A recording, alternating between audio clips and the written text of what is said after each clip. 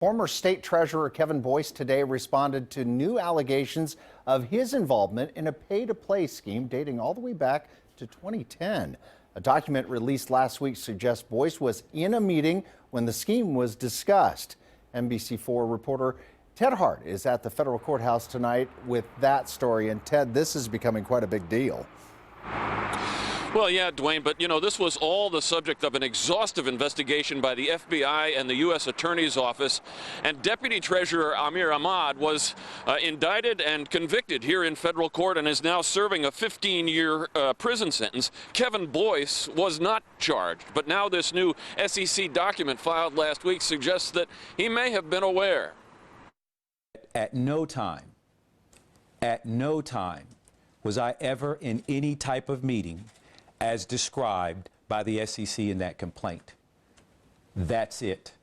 Kevin Boyce and his attorney Larry James say that if Boyce had had any involvement in the pay-to-play scheme, the FBI and the U.S. attorney would have charged him. They went and examined every possible angle of a pay-to-play scheme. There was no stone left unturned.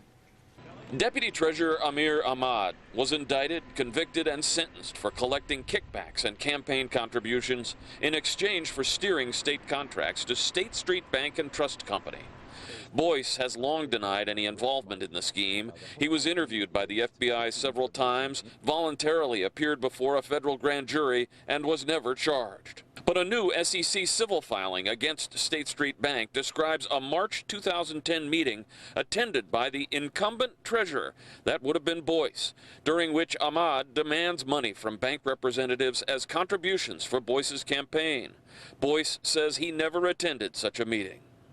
Had I been in that kind of meeting, not only would, something like that started, not only would I have shut that down immediately, but Amir would have been fired. And it's that simple.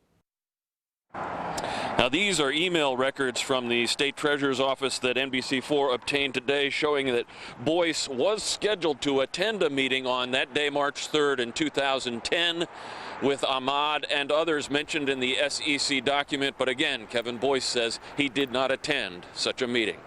Live at the federal courthouse, Ted Hart, NBC4.